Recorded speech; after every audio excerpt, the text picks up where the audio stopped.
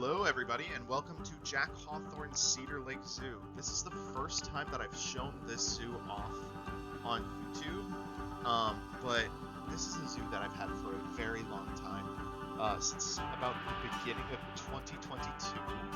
This is probably like the 15th version of this zoo that I've had. I keep destroying and remaking, and destroying and remaking, and finally I have something that I feel is worth sharing.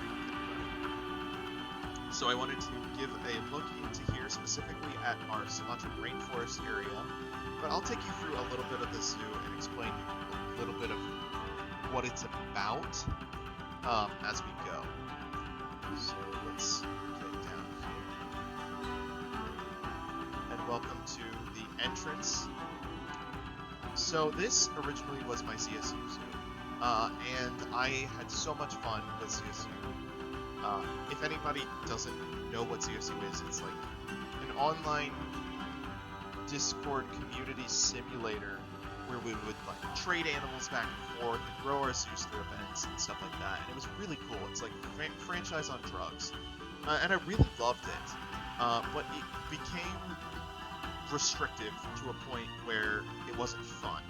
I had gotten enough of what I was looking for, but didn't really get to go as creative with it as I'd like. And so a couple months ago I stopped being part of CSU, but I continued on this project. And CSU really gave me the opportunity to have a zoo with a lot of history and story and lore, I guess, to it. I have like a lot of original characters involved in the history of the zoo that as we go, I'll probably tell you more about that. So in this entrance area, I had some help concept-wise from Wyatt Andrews' workshop, who's a builder I look up to a lot, and he gave me a few pointers on how to make this kind of a little bit more flashy. So over here, these are based off of some buildings in the San Diego Safari Park that I really liked, and I put them here as part of this entrance village. And then I've got this gift shop that is empty, but I really like the structure of it, and I really like the murals on the outside that I made in Canva. There's a little bit of that that's drawn from the Columbus Zoo, but some of it is just kind of my own inspiration, kind of melding all the different zoos I've been to into one, and I like it a lot. As you can see, we're starting to decorate for Christmas. We're not quite done, but I've been making these little animal light show statue things that I really like, and I'm hoping to make some more of them and put them on the workshop together. I got this fountain here from the workshop, and I like it a lot. I think it's originally supposed to be a seal pool, and I think in the 80s when this zoo started, this would have been the first exhibit in the zoo. It would have been the seals and sea lions. But I took it, I modified it a little bit, and I really enjoy how this kind of pieces things together. This is a statue that was made for me by Drac from Bro Nation, and I really love it. This is Jack Hawthorne, who is the founder and director of the zoo, inspired by people in real life like Jack Hanna and Steve Irwin. He's really eccentric, and I hope to share more of his story one day, because I've had a lot of fun writing it, but this statue is kind of just dedicated to him and brings this whole entrance area together for me a little bit. I've got one of Jaguar X's little rock pigeons here too. Over this way is where the North American section is. That is my desert pyramid. And over here is my insectarium. It is not finished on the inside. I've got a lot of plans for it, and it's turning out great, but it's not ready to share. The exterior is based a lot from the Lincoln Park Zoo's primate house, and would be a lot older than the zoo is intended. The zoo I think I've set as starting in 1983, and this is much older architecture than that, but I think probably Jack Hawthorne really likes old zoos and things like that, so he probably built this inspired by stuff like Lincoln Park. Um, the zoo is set in Indiana, about an hour from Chicago. Um, and so at this point in the year, the flamingos right here in our first exhibit would maybe be inside, but for the sake of having something interesting to look at, I've still got them out for you. Um, I might be switching these to Caribbean flamingos, just because I think those are a little flashier, but for right now, I've got greater flamingos. The Caribbean flamingo mod was also broken for a little bit, so I kind of just didn't want to watch them floating above the water. But I really like how this exhibit turned out. But for the main event today, we're going to be turning this corner around here. I like that you have this last view at them before you get in here. But we'll be going through my Sumatran rainforest area. Now this area is based off of the Fort Wayne Zoo's Indonesian rainforest, but also a little bit the Louisville Zoo's Islands area. Both of them are tremendous exhibits and inspire me a lot, not just in this exhibit, but kind of in my building style in general. They both are just very immersive. They give a lot of good theming, but also a lot of good nature. So we will get started on our tour in here. So this sign right here is based off of the Indonesian rainforest sign from the Fort Wayne Zoo. I love that area a lot. It's a wonderful zoo. Don't let the children's zoo part of its name scare you, because it just is really fun. But it's a perfect zoo for kids. And that's a little bit the vibe I want here, is a zoo that's like for the whole family. So this first exhibit inside the Sumatran rainforest is for rhinoceros hornbill. These are one of my favorite birds. This habitat isn't really based off of much in particular, but all of the branches on the inside were made by me, and I really liked how this turned out. I made all of the signage in this area on billboards myself through Canva, and I really liked how they came out. I used AI for a little bit of the text, just because not a lot of people are going to read that. This little plaza here is where I drew some inspiration from the Louisville Zoo. They have a really awesome islands area that they rotate, actually, like Babirusa, Malayan tapir, Sumatran tiger, and orangutans, like through a couple of the same exhibits. And I don't do that here, but I took the longhouse that they built for some of that and made it the viewing gallery for my Sumatran tigers. Got this little gift shop over here that you can buy some plushies and things like that in. And there's this statue, which there's this really cool pack on the workshop that gives you size references for all of the animals in the base game. And it's really good for, like scaling in your habitats. But I also have found that they're really good models. The person who made these took a lot of care in putting the animals together. And so I'll sometimes recolor them. Oh, there, a tiger just jumped. I'll sometimes recolor some of these statues so that I have a little bit more variety in what I can do. I'll put a link to that in the workshop. But yes, this is my Sumatran tiger habitat. Oh, I really like how this one came out. It feels a lot bigger than it actually is. Like, it feels like it goes on forever in the back because of the way that the trees are and the way that the light shines through. Let me try to get a little bit. Yeah, that's even better of a view. I've got 2 Sumatran tigers in here. I usually only ever see one. But I really like this. Oh, there's the other one. That's funny, I just said that. There's this little river waterfall thing going down here. A little bit of a pond right in front of the glass for them to swim in. This is one of my favorite habitats in the zoo so far. I loved putting it together. And I don't know if it's actually hooked up for them to use it, but there's a little indoor area that they would sleep in, that you could be able to see as a guest.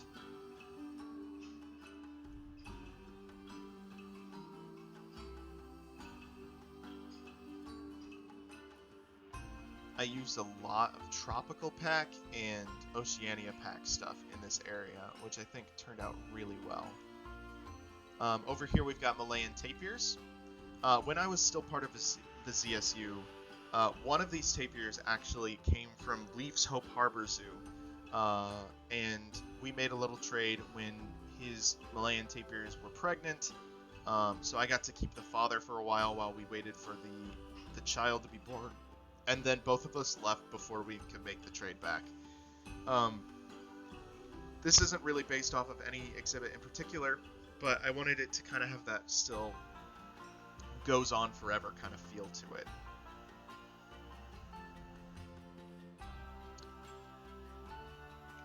I did sprinkle some stuff in the workshop here and there just to make it feel more immersive. I really like this coffee shop. I can't remember who made it, but if you search for coffee shops, I'm sure you're going to find it. It's got like a little shipping container attached to it. It's really cute. And then this viewing gallery is based directly off of the Fort Wayne Zoo's viewing gallery for their clouded leopards. Are there any that we can see in here? I really like this habitat, but it does its job a little too well in giving them places to hide. So, in a way, you're getting your accurate zoo experience. I think there's one right there, and it's sleeping. So either you don't see the animal, or you see the animal, and it's just sleeping. It's just like in real life.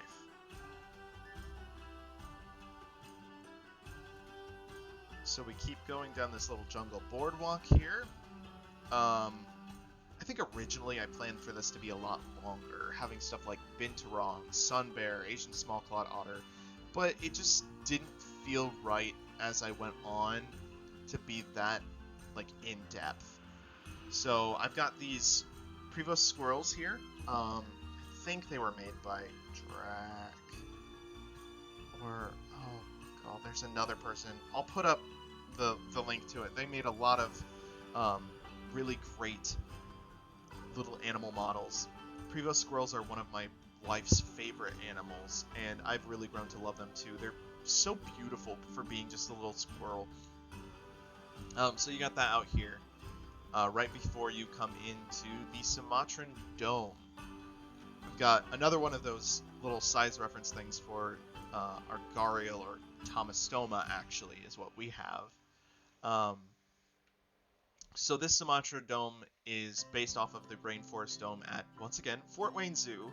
But one thing Fort Wayne Zoo lacks in their dome is animals. They have a few birds and then an indoor habitat for their orangutans without an outdoor habitat. And I really wanted to expand on their ideas, but make it more like what I am looking for in a zoo. So you've got a lot of birds here. You've got some crested partridge. You have some Victoria crown pigeons, laughing thrushes, got some Java sparrows over here, and some of the flying foxes from the Oceania pack. These would be a different kind of flying fox than the spectacle, but I really like having just the ability to have some free-flying things out here. I enjoyed it a lot. And then this is the Tomastoma habitat. I am using a female gharial for this, but I really like having these little small tight habitats like you would in someplace like Omaha's Desert Dome or something like that. It's not a lot of space, but I only have one of them, and I don't think they need a ton, so I think this would be fine. I really liked using the netting that I found on the workshop to kind of give this a cover, but then putting the leaves on top of it made it feel a lot more immersive. As you come down here, you've got this double exhibit box that would be for Burmese python. I'm using the boa constrictor because we don't have any Asian pythons in the game, which makes me a little disappointed, but this is an implied habitat anyway. going, and there's this little pond for whistling ducks. And over here we have one of Goron's blueprints from his Beaks of Bergen project that I've converted into this little education station with some small exhibits. I think this would be like maybe a walking stick and some sort of lizard or snake. I didn't really put a lot of thought into the species here. I just knew I wanted some smaller exhibits. And then after that we come to our indoor habitat for our orangutans. So I have some orangutans in here and some outside to just kind of give a proper feel of having animals there. So I made this one very kind of, it's an indoor habitat. You're not going to get a beautiful indoor rainforest habitat for an ape. That just doesn't happen in zoos. But because of that, I made my outdoor habitat for them very, very naturalistic. But I really like how this came out. This is based a little bit off of Fort Wayne's, but also St. Louis's indoor habitats for their apes. I really like having the murals in the back. And then I made this sign originally for a Rio house that I used to do a long time ago. But I felt like, there's no reason to reinvent the wheel. I really like how this came out, just educating against one. I thought that it would work well here.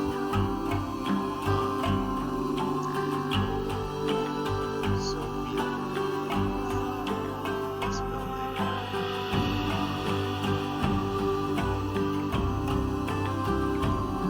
And we come to our outdoor orangutan habitat that also has signage. So for whatever reason, I put over this this structure that I think Wyatt made to make it brachiating for these animals, but they just don't want to use it. They'll climb on it, but the parts that I made for brachiation, the orangutans just don't like to use it, which makes me sad. There was one up there. Oh, there she is. But this habitat looks like it doesn't have a back to it, but on the other side there's actually a really big moat. So you can see the forest behind without obstruction. Really makes you feel immersed in this sort of rainforest jungle atmosphere. And I really like how that turned out. I also, all of the signs on billboards here, I used some old lithographs and like a wooden frame to try to give this vibe of these are hand-painted signs, sort of. And then we skipped over this habitat, which is for lar gibbon.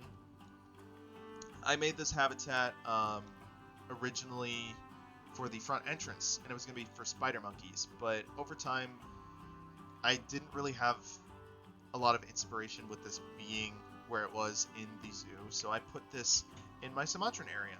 And there are gibbons in here, but again, this is just like the real zoo, where you can't see any animals in the habitat.